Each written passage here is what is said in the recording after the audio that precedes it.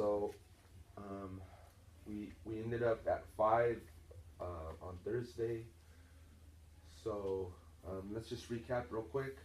Um, everything everything basically stems off these two things right here, which is number one is the most important thing, and that should be the first thing, is that we learn to love God with the Bible says with all of our heart, strength, and mind, and then but really it means more. Really, it means you're all, okay? So everything that you are, everything that you have, that you worship God with it. So like obviously that means if you come to church and you kind of like do all these things here at church, but then you leave and then you turn on your computer and you do something that's opposite of this, then that's not loving God. Okay, you can't love God sometimes and then not love God the other times. It's got to be a consistent thing. And again, like, we're gonna make mistakes. It doesn't mean that you don't love God, but we need to be cognizant of this at all times, and just be aware. So you could just nip it in the bud. And so after we get through the 10 commandments, then we're going to go into the tabernacle, and that's where we're going to start talking about how people are able to fend off the sin that has entered into their lives. So we'll talk about that starting probably Thursday or next Sunday. Okay? And then on to the second is to love your neighbor. So this I would say is the harder of the two, because people have the tendency to kind of be self-preserving, so they'll do what is best for them and their family, as opposed to everybody else. But I want to remind you that God is asking for your reasonable service. So he's not asking you to, if it's a matter of feeding your son, just imaginations, feeding your son or your daughter, or feeding like a stranger's son or daughter, like a life and death situation. I feel like God will provide some sort of answer, but you're gonna feed your child. But this is here to basically say, look, have your eyes open. God am blessing you in your life, and you have an abundance, you have a surplus, you have more than you need. And all I'm asking is that you look around and see that, hey, this person has a need that you can meet. You can meet that need. And if you can do that, please do that. But you might not be so prone to do that if you're not doing this. But if you're doing this and you have that surplus, you have that. Remember, I drew this dumb little cup right here? I was like, you can see it still a little bit, Patrick? Like a cup. God fills your cup and it spills over, into someone else's cup. Then they don't have as much as you. But you have enough. It doesn't hurt you to do this. So God's not asking you to do something to pour into somebody of stuff you don't have. He's going to give it to you. And he's going to fill you with that love and that compassion. But you got to love God first. That's why that's the most important thing. But this is like unto the first. So you can't not do this if you claim to do this. It goes back and forth. That's I have this arrow right here. Okay? And it all stems from just respect. Respect for God, respect for his creation. And I'm not a hippie, but I think it's cool about people that are kind of into the things of nature, where they care about the environment and stuff. I'm not asking you to go be a tree hugger or anything like that, but I think it honors God that you recycle, because you're saying, God, you gave me this beautiful planet. I'm not going to just trash it, So everything has a connection some way and it, back to respect. So if you respect, then your walk with God will be a lot smoother. Okay, and then just real quick, we're gonna go through the first five. Thou shalt have no other gods before me. He will not make any compromises when it comes to this. So he will not share his throne with Krishna, Emperor Selassie, Buddha, Shiva, any of those other gods. There's millions and millions and millions of gods, okay, in the world. But the difference is that there's only one capital G. All the rest of them are little G's, okay?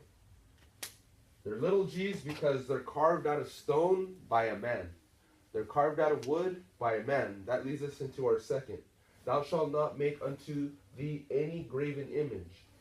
So I just gave the quick example that it's not bad to, like, do something nice for somebody. You make a little handprint, in clay, like Ruben was doing with my daughter Kylie the other day. There's nothing wrong with that, but it has to do with something, like making it like a god or an angel, celestial beings, like the Bible talks about. Other things other than trying to make an image of God, those things are not good. So these things are really common today. You see that people have a chain around their neck with a cross and a little man on that. That is a graven image. Okay? It's in direct violation of the second commandment. These two things are tied together. The little man on that, I understand that it's a symbol, but it's in direct violation of this. So it's like, why do it? Why take the chance of upsetting God or upsetting the relationship you have with God to do something like that? Well, because people they just like to adorn themselves. We like to wear things that cause other people to give us attention, or to say, well, if I do this, then I'm a religious person, I'm a spiritual person. But again, if you do this when everybody's watching, but when no one's watching, you're living like the devil, then it doesn't matter what you put around your neck, So anyways, this is what God's asking, not me. I didn't make this up. Okay? Number 3, thou shalt not take the name of the Lord thy God in vain. A lot of people in this world, you guys have heard them, they use the name of the Lord our God as a cuss word. They use them as a cuss word. Even going like this, and then, that's a cuss word. Okay? It's, don't use the name of God like carelessly. Okay? If you're going to use the name, use it in a way that fulfills these two. So this in worship, or this in edifying somebody and lifting somebody up, and say, God can help you with that issue in your life. That's when you talk about God. If you're not going to be talking about Him in a way that's in worship, don't even mention His name. Okay? Number 4, remember the Sabbath day and keep it holy. So the Jewish people, they didn't we don't have the ceremonial traditions like the Jews have. Jesus Christ became the embodiment of our Sabbath day, which never ends. So what that means is that every day should be a day that is kept holy. Okay? So I'll go more into that in the future, but it's not just one day. And just fun fact, it's not Sunday. Okay? It's a different day other than Sunday. And it doesn't matter what day it is, because every day is the Sabbath day. You need to keep it holy. Okay? All right? 5, honor thy father and thy mother, that thy days may be long upon the land. Pretty straightforward. Okay? Honor, respect. Honor, respect. What What if they take away your iPad? Does God say okay, here's a fine print right here, note. If they take away your iPad, you don't have to honor your, no. Like, if they, if they make a mistake, I mean, they're able to do whatever they need to do as your parents, but, maybe it really sets you off when they scream at you because they're really frustrated or something. Does that give you the right to dishonor them? No, it doesn't. Basically nothing that they do gives you the right to dishonor them. You're always required to honor your mother and father. And you should, because they feed you, they provide a roof over your head, they work long hours, they wake up early, they come home late, when they get home they still have to work. You get to just chill. You get to do your homework and then play video games. That's your job, But like they never stop. From the moment they wake up to the moment they go to sleep, they're working. So you better honor them. And you only have one. You only have one mother and father. Spiritually speaking, you have more mothers and fathers. Okay? Yeah. Alright, let's see. Can I get that eraser right behind you, Ruben? All right.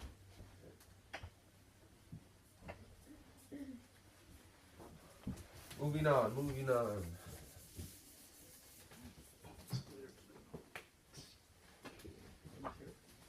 All right, number 6, the very, very famous number 6.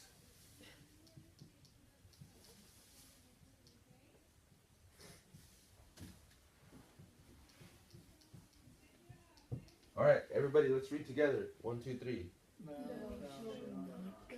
Okay? Any questions? Confusion? Don't kill people. Okay? Don't kill people. What if they make you mad? What if they make you really mad? What if they kill somebody in your family? Does that give you the right to kill them? If they kill your friend? See, this eliminates right here games. This eliminates, taking the law into your own hands. You're not the judge and you're not the jury. So you don't have the right to kill. Okay? God is the judge and the jury. He has the right to kill. Okay? I know that no way. God won't do that. Like, he can and he will and he does and he did and he'll do more. He'll kill a lot. But the thing is that he gives life. So those that give life have the right to do whatever they want. They could do whatever they want. Okay? I'm sorry. It might not seem fair to you. It doesn't matter how you feel about it. Only God has the right to do this. You don't. Okay? So I don't think that there's any killers in the room, but people in their lives are driven to that amount of anger and sickness and disillusion and lies. So in order to be a gang affiliated, you need to have like different components for a young person to go from just being an innocent child to being a killer. They're influenced. Okay, so I'll write that word.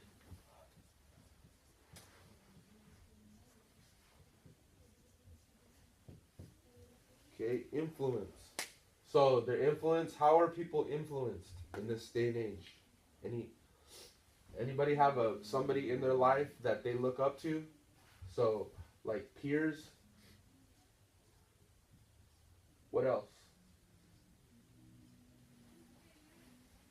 Anything you watch or listen to? TV.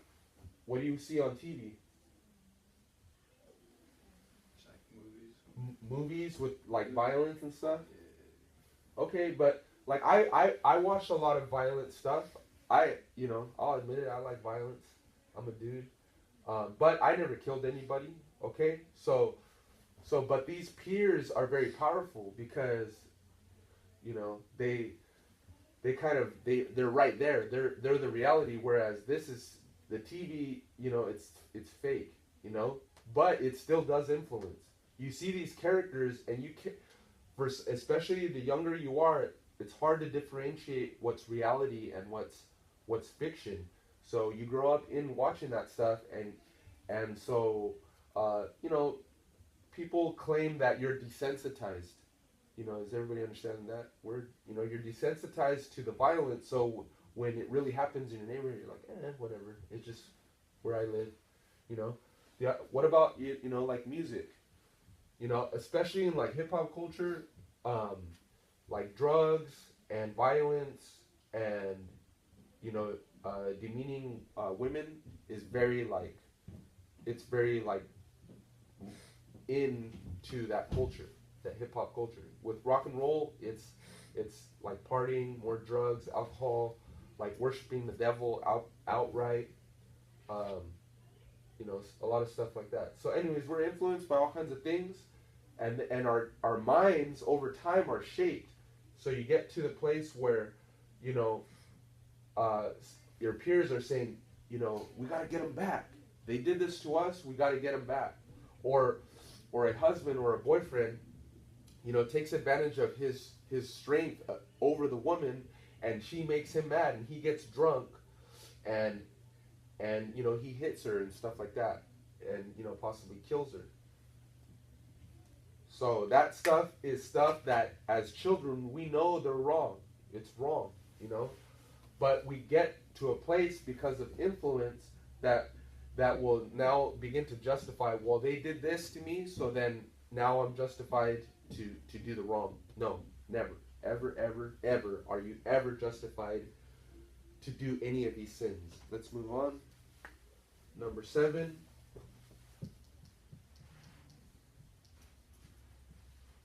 What about to save a lot of people? No.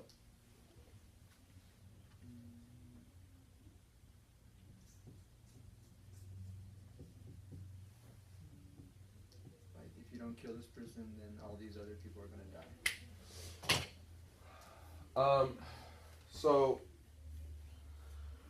So thank you for that question. That's actually a real legit question. We're talking about like an area of so pretty much what it means right here is murder, okay? But when we're talking about self-defense, like that's something like a little bit different. Defending your family. So you're not operating on anger. You're operating on fear, self-preservation, self-defense. That I believe would be different.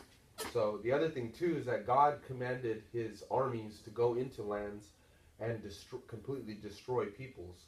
Okay, so but according to God, they were not necessarily innocent. So God, the judge, and the jury used the nation of Israel as the executioners to bring judgment upon people. So it doesn't. That's not in violation of this. Okay, so we can get into that a little bit more later as to like when God allows things, but this kill right here basically means murder. Okay, so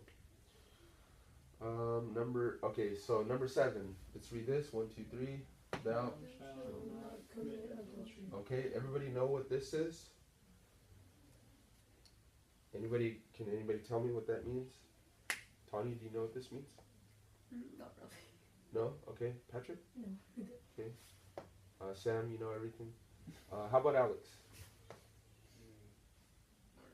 Well, what do you think it means? No? Alright. If you're married and then you look at another woman and lust. Yeah, that's right. Okay? Even looking on a woman. It's if you look on a woman with lust, you have committed adultery in your heart. But literally it means that you have had like intramarital like sex. Like you've cheated on your husband or your wife with another person.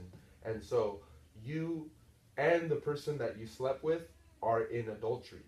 Okay? So this has to do with this, because your spouse is your neighbor. Okay? your spouse is your neighbor, so that you're totally disrespecting them by doing this. You're breaking the trust, you know. So that's pretty self-explanatory too. Like don't cheat on each other. It, believe me guys, it opens up like a world of hurts, a world of like something that you can't come back from. There's certain scars that you, come about that just about can't be healed, you know, or there'll always be a reminder, even if God like helps the spouse that was cheated against, and you know helps that person to forgive and kind of put it behind them. Every time they think about it, there's still going to be like a little bit of sadness, you know. So, all right, moving on. The very famous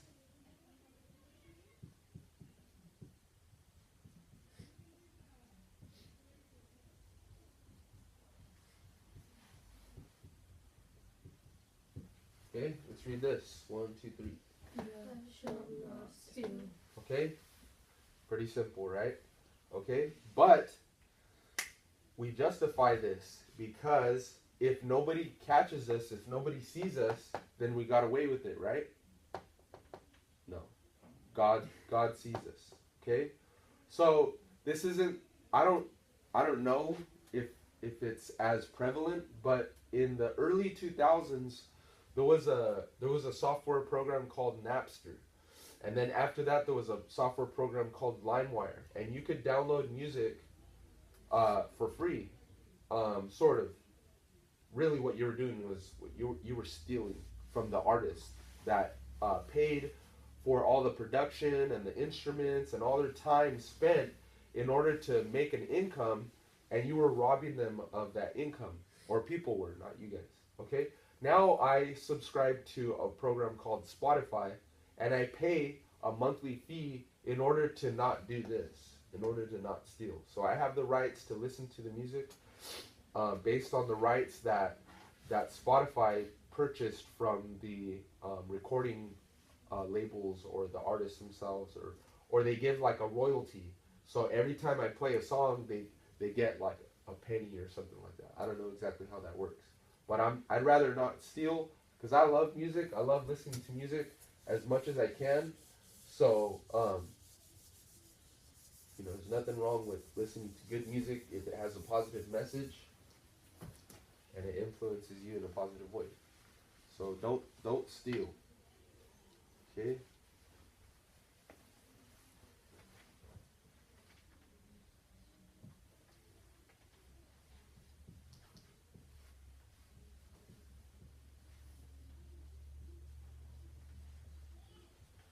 This is for all the chismosos out there. Thou shalt not snitch. Bear.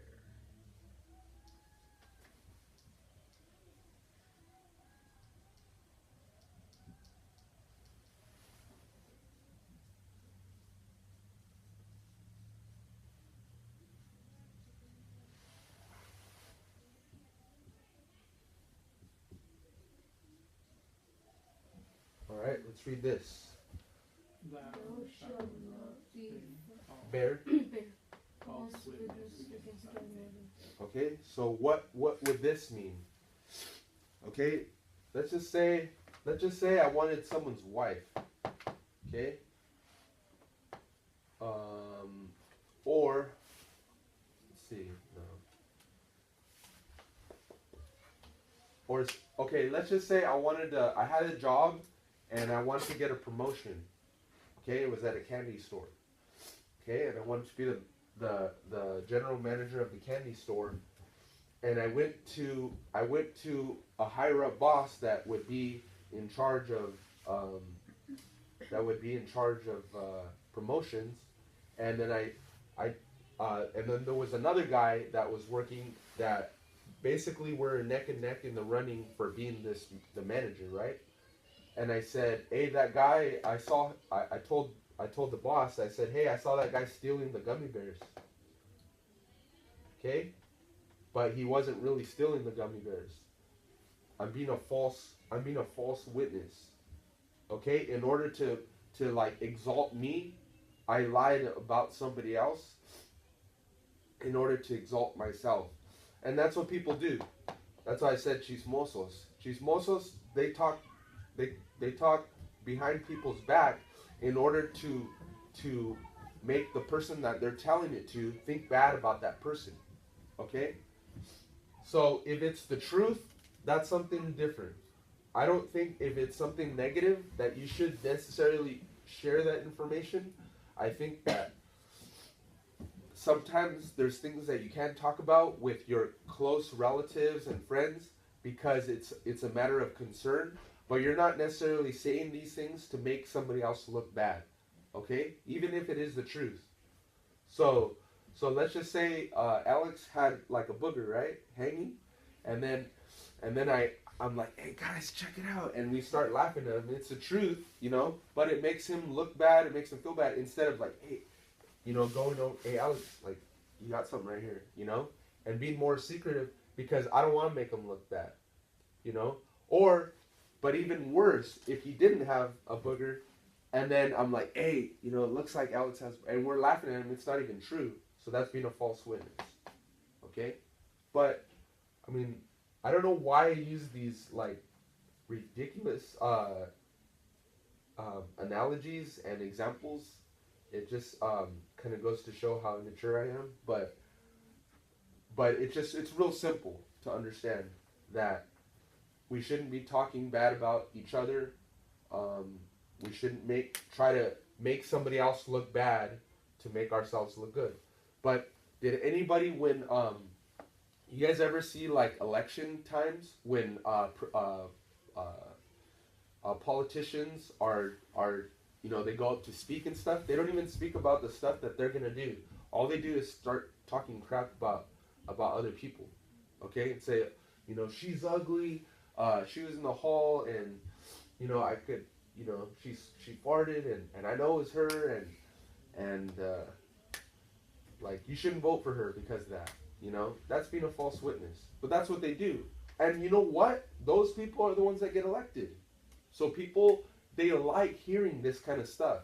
That's why Facebook and Instagram, they're so huge, because people like hearing things about other people.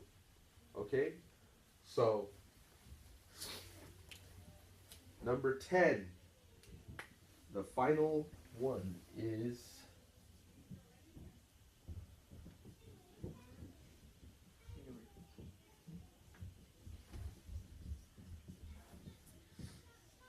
okay, this is a word that we don't use very often, if at all. Okay, let's read this. You shall not covet. Okay, covet means wanting what your neighbor has. Okay? Remember, everything stems off of these two. So we're talking about this. Okay? But if you can't accomplish it, if you're you can be strong in this and still have a little bit of trouble with this because of your past nature and stuff. But at least if you're trying to do this, you're gonna be conscious of not doing these things. Okay? So let's just say, you know, you work really hard every day, right? And then you come in on your little Honda Civic into the parking lot, right? And then I'm gonna use Alex again because he's got the nicest whip amongst everybody here. He comes in on his Cadillac, and I'm like, oh man, like, I'm gonna go slash his tires because like, you know, I work way harder than him. You know, he shouldn't have nice stuff, you know, and plus, not only am I gonna do that, but I'm gonna take his keys and I'm gonna take his car too. I'm coveting. Okay, you can covet someone's wife. Okay, you can covet a position and lie about them. Okay, but these things actually stem from this. Okay, so if it was my choice, I would have put covet here, and then I would put adultery down here. But it's okay. I mean, we get the point. So they're not in order of important, except for this. Should definitely be number one. Okay, but it's weird. Kind of like half on this side are having to do with your neighbor, and then this side over here had to do with like respecting God, right? So, well, that's the Ten Commandments. So we've all done this. Again, like I'll be the first one to point the finger at myself and say that we've all done this.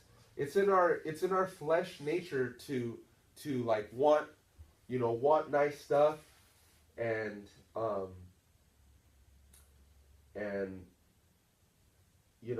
have nice feelings, have relationships. We're gonna get angry. Okay, we're gonna get angry at our parents. They're gonna get angry at us. We're gonna forget. We're gonna be careless. We're gonna want people to like look at us, and we're gonna want to adorn ourselves with things. That's just one example. And then if God tells us to do something and we don't want to do it, or He tells us not to do something, but it's something that our influencers are saying, this is the stuff that actually makes us feel good, or this is what being hard is all about, and stuff like that. And you make the gang culture, you make the hip hop culture, or whatever it is that you look up to, into a god. So it happens very easily, and it's done. It'll happen. The enemy will give you all this stuff in a way that's kind of like tricky. Okay, so you have to be on your guard, and you have to be willing to look at yourself in the mirror and say, I messed up. Okay, so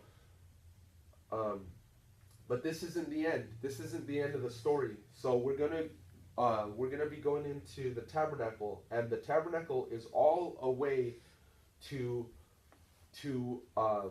so you're gonna lose your relationship by committing these sins. Okay, but there's a way that you can atone. You can atone for your sins, meaning that you can basically have those sins pushed back. And then you can have a relationship with God again. You can restore a right relationship with God so that He can continue to nurture you and protect you, and that you would have success and stuff like that. And the way that the Israelites were directed to do that was to build a tabernacle in an exact way and fashion, with exact certain materials, very, very specific directions. Okay? And if they didn't do that, then they would not have success in pushing these sins back. Okay? But remember, I talked about the Passover first. So that was like, death is coming. Here's the Passover lamb with the blood, and that's going to atone. So more along the same lines, the tabernacle is going to include, sacrifice and blood and stuff like that. I know it sounds weird, but I'll break it down in a way that, like, okay, that makes sense. And no, we're not required to do it exactly like them, but we're still required to do it in the spirit. Okay, so I don't want to confuse you guys too much. That'll be it for today. What time is it? Anybody have a time? 56. 56. Okay, yeah, we're good to go. Let's dismiss.